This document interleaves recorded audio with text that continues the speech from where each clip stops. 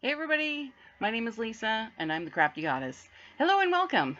I, as you can tell by the thumbnail, am using today's video to review the Red Heart Granny Square yarn because apparently a few gazillion other reviews on YouTube just aren't enough and I have to add my own.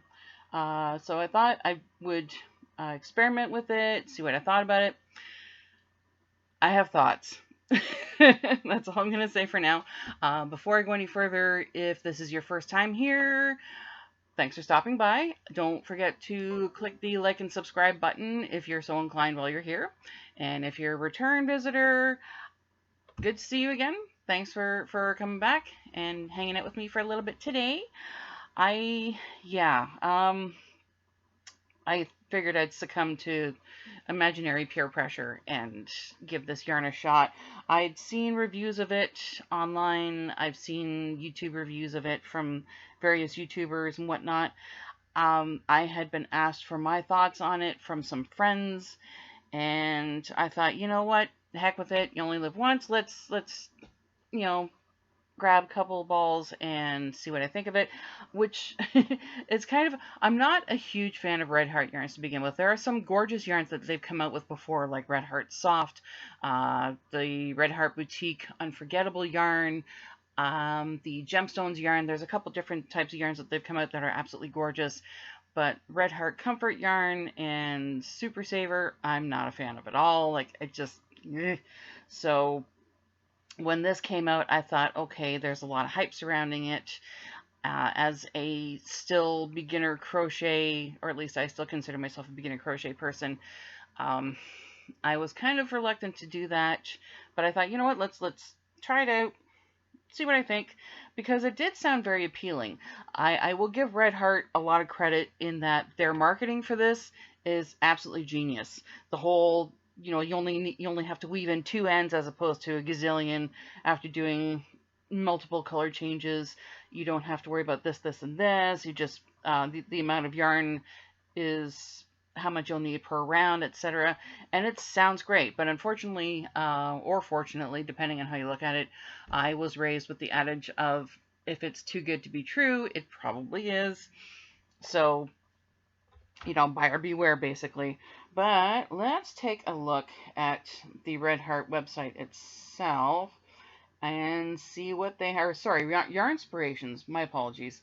Um, yeah, this came out a while ago, and as I said, I've seen various reviews for it. Some people saying it's not bad, some people saying it was just, "Ugh." But according to the Yarn Inspirations website, sorry, I'm reading from my phone here. Introducing Red Heart All-in-One Granny Square, the innovative striping effect designed to crochet 5-color granny squares in just one ball. No color switching, just keep on stitching with 67% less ends to weave in to finish your next granny square project. This beginner-friendly yarn is perfect for at-home or on-the-go projects with one ball making up to 14 granny squares. There is no need to carry around 5 different shades to crochet beautiful 5-color granny squares with Red Heart all-in-one granny square. Holy crap, how many times can we say granny square in one paragraph? Whew, my goodness. Okay, so there are 16 colorways available. I only found 6 or 7 of them at my local Walmart. My city, for some inexplicable reason, has 2 Walmarts. I don't know why. Um, Whatever. But the one that's closest to where I live has about, yeah, I'd say about 6 or 7. I think they had 8 available at one point, but they didn't have the full. There are 16 colorways available. The Walmart closest to me only has 8 of them. So I may have to check out the other Walmart to see what colorways they have because there are some that look really cool. The colorways are either with a black or soft white border. So the ones that I picked up, now first of all, like I said, my local Walmart sells them. I couldn't find them at my Michael's here in Guelph. I couldn't find them at Len's Mill, and I'm certain I'm not going to find them at our local brick and mortar local yarn shop. They sell like, Barocco and Cascade and whatnot. There's no way they're going to sell like a Red Heart yarn. So the ones that I did get were the soft white hot stuff, which looks kind of fun. I'm not one normally for bright colors, but I saw the look of these granny squares and thought, okay, I can maybe do something with them. As well, I got the black dove colorway. Pretty, because black and white, of course. This looks really cool. Looks like it's going to nip really, or crochet up nice. And plus, I saw Kayla at Alt Knots did these too. She didn't hate them. So I was intrigued. Now, when she first did the squares, it took her about 4 or 5 times to get the right tension. We'll go into that a little bit later. And then the one that I experimented with, if I can show you the rest of the ball, because I had to take the ball band off. This one is, where are you? Soft white and shadow. So it's got the soft white border and the stripies. And again, nice neutral colorway. I thought I'd stick with neutral. When I first dove into it, I found out through the website that you had to follow the instructions on the ball band. Now, it also has a pattern for this really cool, cute, kitschy granny square vest. Granny squares are super hot. They've been super hot for a while now. As anybody who's played with yarn in the past couple of years, like we've had granny hexagons, we've had granny square cocoons, everything, and it's fun. And it's a great use of excess bits and bobs of yarn that you have lying around. Everybody, if you've played with yarn to any extent, you have yarn ends, and granny squares are the perfect way to use them up. I might have mentioned this before and I can't remember. I apologize. My brain just doesn't retain information anymore. But my mom has an Afghan that my grandmother crocheted. I'm not sure when, but it used up every last bit of yarn, and it is the most multicolor nightmare that anyone will ever look at. But it's comfortable, it's soft, it's been passed down, from my grandmother to my mom, and I believe she still has it currently sitting on her bed at home. It's comfortable, and it kept her comfortable when she was in the hospital. So it's a lovely piece of fabric that is useful and colorful, serves a purpose. So right away, the appeal of not having to change colors every round, it's appealing, especially for beginner crochet folks like myself. I've only been crocheting for a handful of years. I'm still getting the hang of things. My tension still sucks. Let's be honest. So I might not be doing things properly. I might not even be holding the crochet hook properly. Whatever, stuff happens. Whatever, I don't care.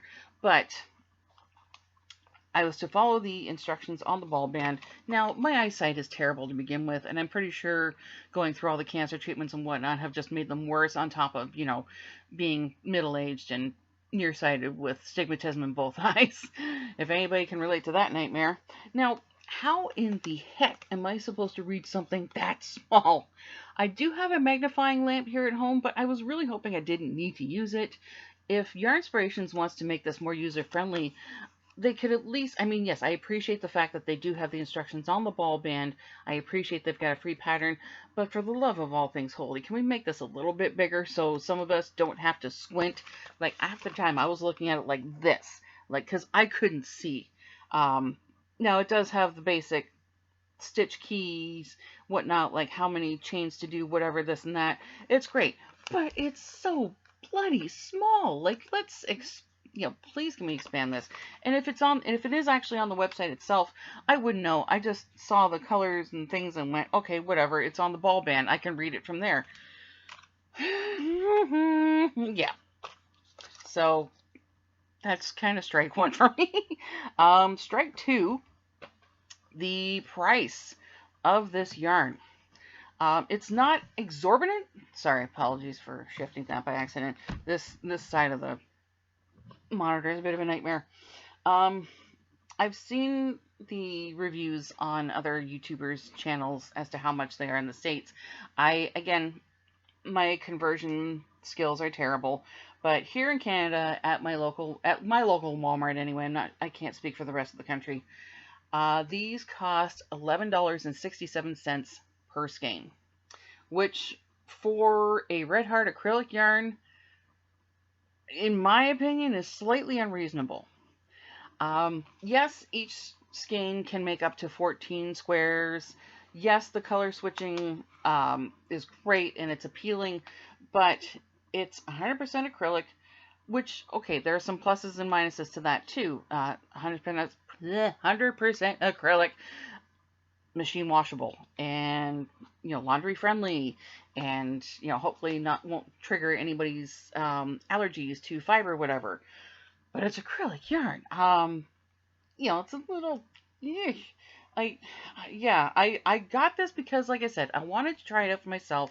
I wanted to give you folks my review and my 2 cents, because I'm opinionated.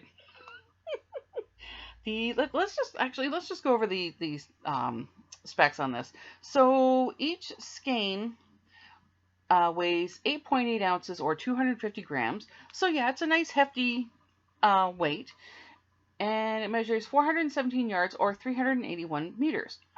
So okay, it's got a bit of heft to it, so it's gonna it's obviously not gonna be $4 or $5 a ball, but almost $12 for this bloody thing, like $12 Canadian, I might add. It's a little.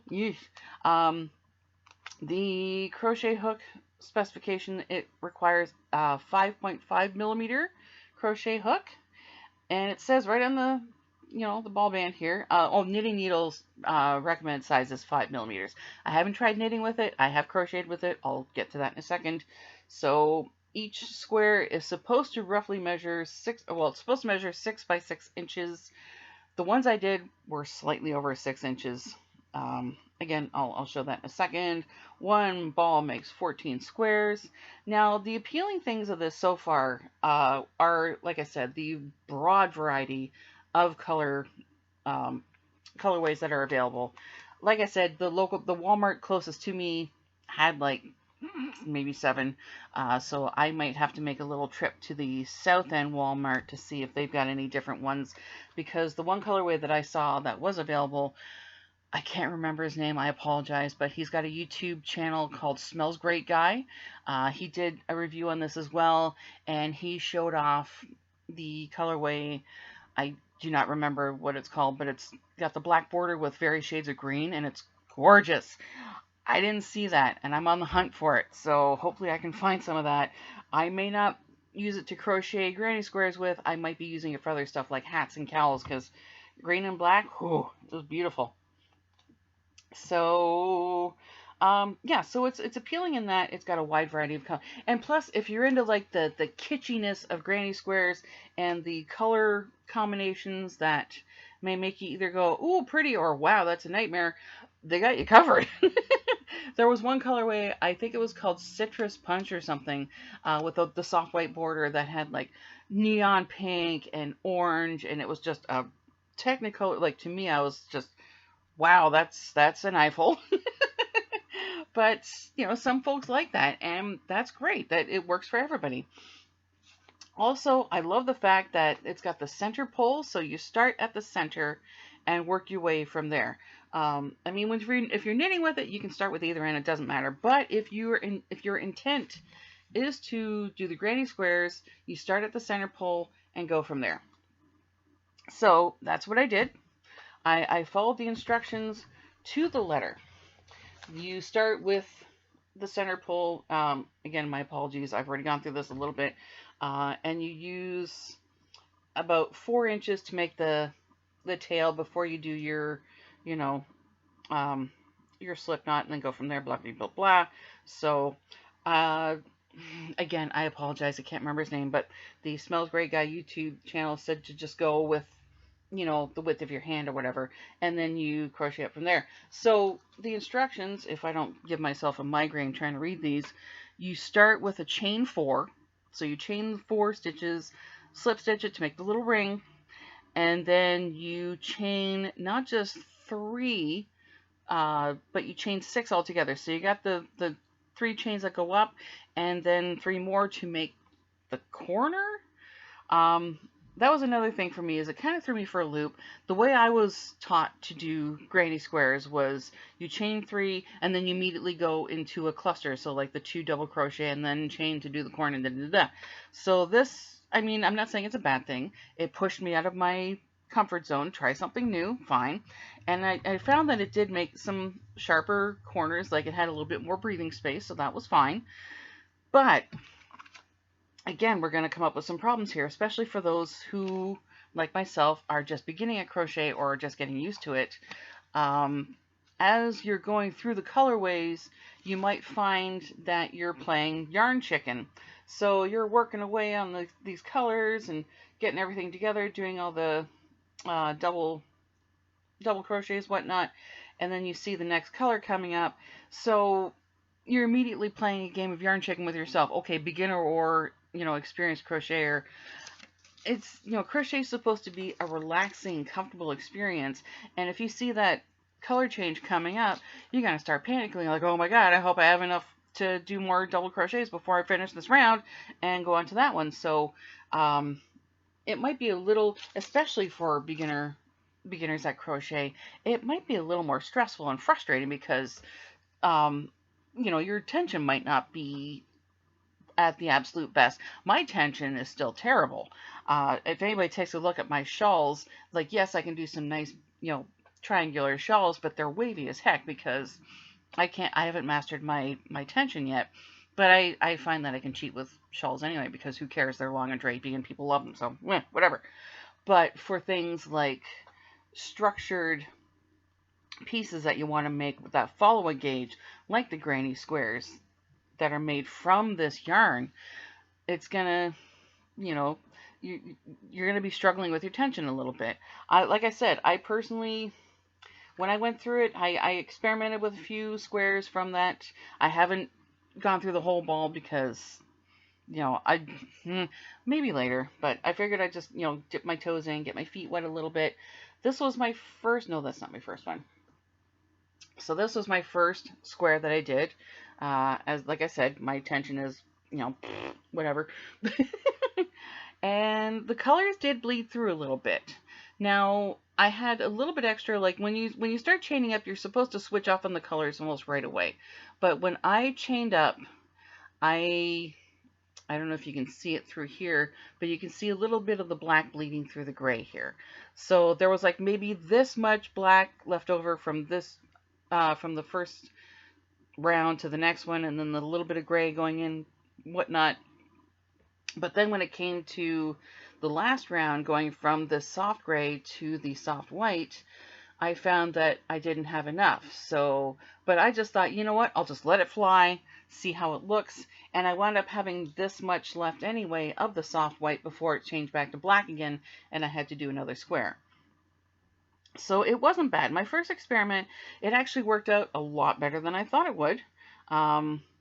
Again, actually, you can probably see a little bit better here when it goes from the beige-ish to the soft gray. Here, there's a little bit, sorry, I don't know if you can see this.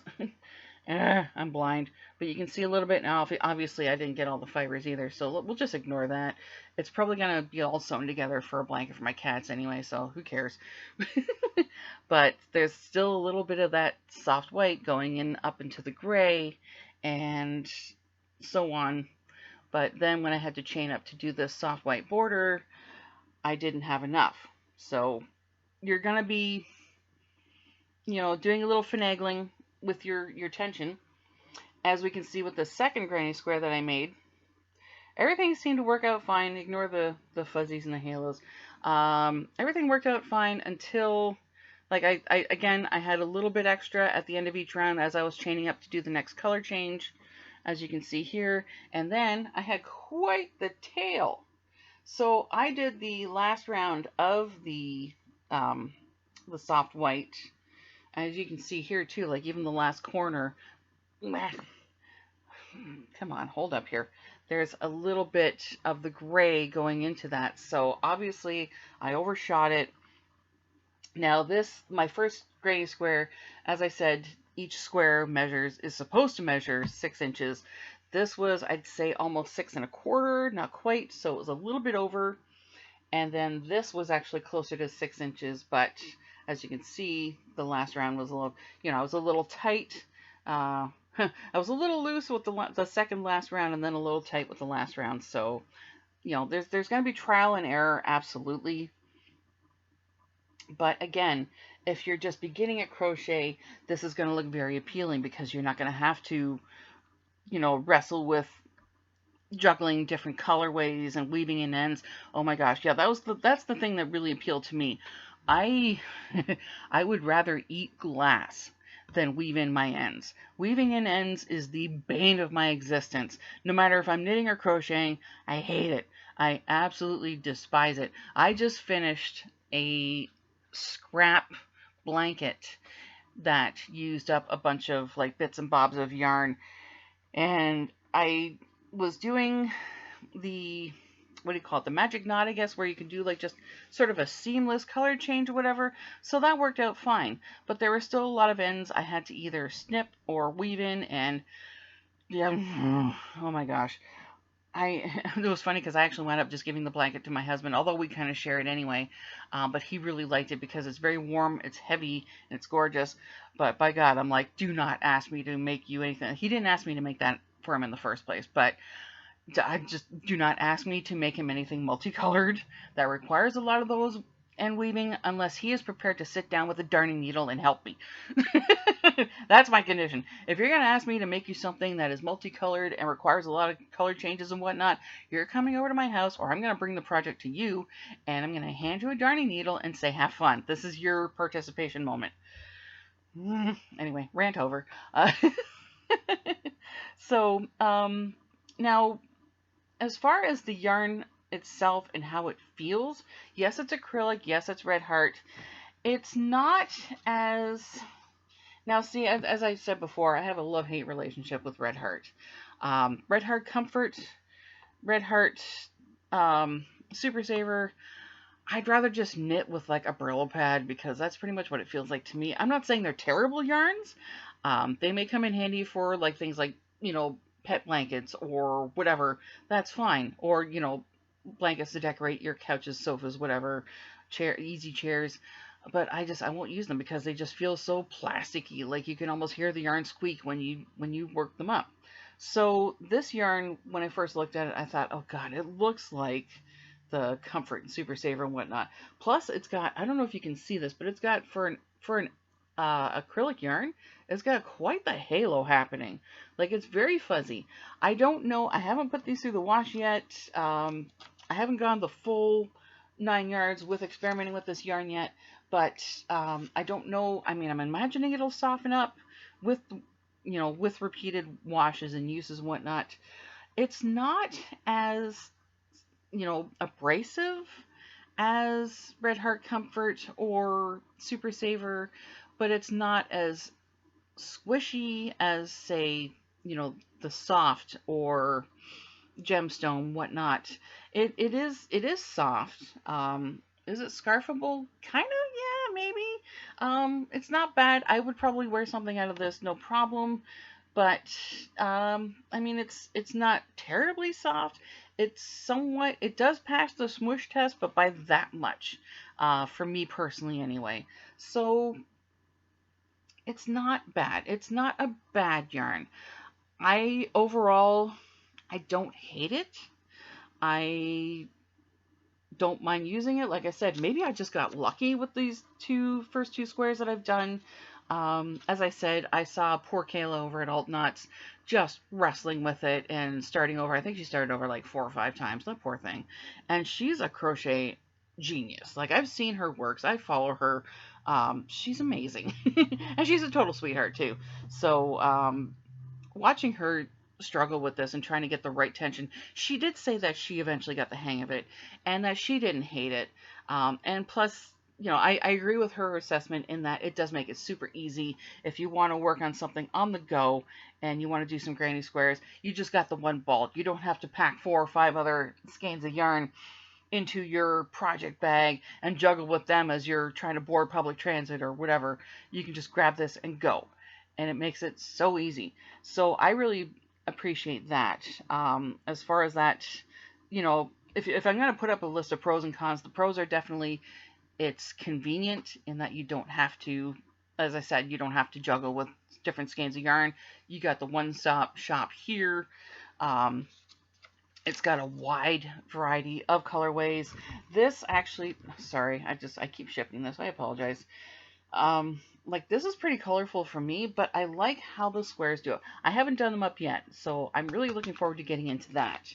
But it's easy, it's portable, it does do up well. Maybe I just got beginner's luck in terms of not having to struggle with mine. Um, Time will tell. I mean, I think you do get the hang of it eventually. If you're a little bit more of an experienced crochet person, if you're just beginning, it's going to take a little longer perhaps. But the cons are definitely the price. I think in the States it's $9.99. If my American friends can let me know, and please correct me if I'm wrong. Um, like $11, almost $12 for a skein of acrylic yarn. Like I haven't seen anything that ridiculous since Karen came out with their cinnamon swirl cakes, which are still listed at $14.99 Canadian. As far as I know, Michael's doesn't have a sale on them right now, which is kind of disappointing because anyway, I'm going to try and avoid that tangent. But yeah, charging that much for an acrylic yarn. Yes, each skein weighs like 8 ounces and it makes quite a hefty haul of squares. That's great. But it's like your basic acrylic yarn. Like there's, there are some special things to it, yes, but the price is just slightly unreasonable for me. Yeah. Um, as well as, yeah, you're gonna have to wrestle with the tension a little bit. I believe Mikey at Crochet Crowd did a walkthrough of it as well.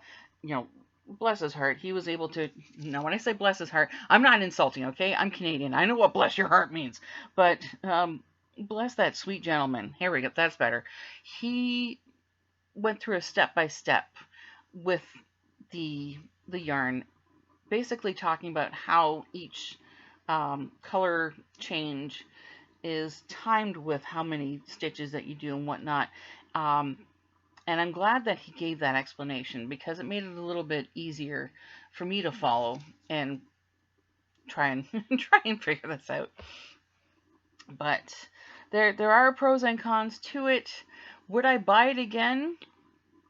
Not if it wasn't on sale. I really hate to sound like I'm being frugal, but I mean, unfortunately, I have to be frugal because of present circumstances. But I would definitely be interested in getting the green and black colorway, which again, I don't remember the name of. Oh my god, I'm going to look this up super quick right now, actually. But for those of you who know what I'm talking about, where are you? Again, sorry, I hate to be one of those people that look at my phone when I'm talking to someone. Cyber Leaf. Yeah, it's the black border and it's called Black Cyber Leaf. I want that one. Because as the Smells Great guy very thoughtfully pointed out, it's a self-striping yarn. So if you don't want to use it for granny squares, you can use it for other projects, which, hats, scarves, cowls, sweaters. I've seen sweater patterns available that use this yarn and they look fun because it's a color changing yarn and it's great for, like, say if you want to try and do short rows or whatnot. Again, this is something I haven't experimented with. I'll dive in deeper later, but it's got some possibilities. If you can't figure out the tension for the granny squares and say to heck with it, I don't want to use this anymore, you've got other options, which for this range of colorways that are available, there might be something in it for you as well. But as far as, I don't know, I've never, whenever I've done a review, I've never given something like whatever out of 5 or 10 or whatever. I don't do the scale. But as far as my judgment on this, I don't hate it. I wish it was a little bit more, I don't want to say cost effective, but I mean, unfortunately, in this day and age, everything is ridiculously expensive, and I hate it, as I'm sure many of you do too. If it didn't cost so much, I would definitely be intrigued into looking into other colorways to play with just for various experiments. But I'd say about medium-ish for me. I wouldn't go out of my way to buy it again. but I wouldn't be averse to working with it for other projects. So, and like I said, as far as the granny squares themselves work up, they work up fine. I just might have to play with my tension a little bit more, but these are the first two that I've come up with. Maybe I'll be able to do 12 more and make a blanket or a sweater vest. Who knows? We'll see. But yes, this is my decree. Red Heart Granny Square yarn, not bad. Oh, I just dropped something. Hold on. I'll get it later. Whatever. Once it hits the floor, I can stay there until I'm ready. But yeah, it's not bad. It's not a bad yarn. There could be improvements to a couple of things like the price, but other than that, I don't hate it. I don't hate it. I'm not mad at it. So that's it. That is it for now.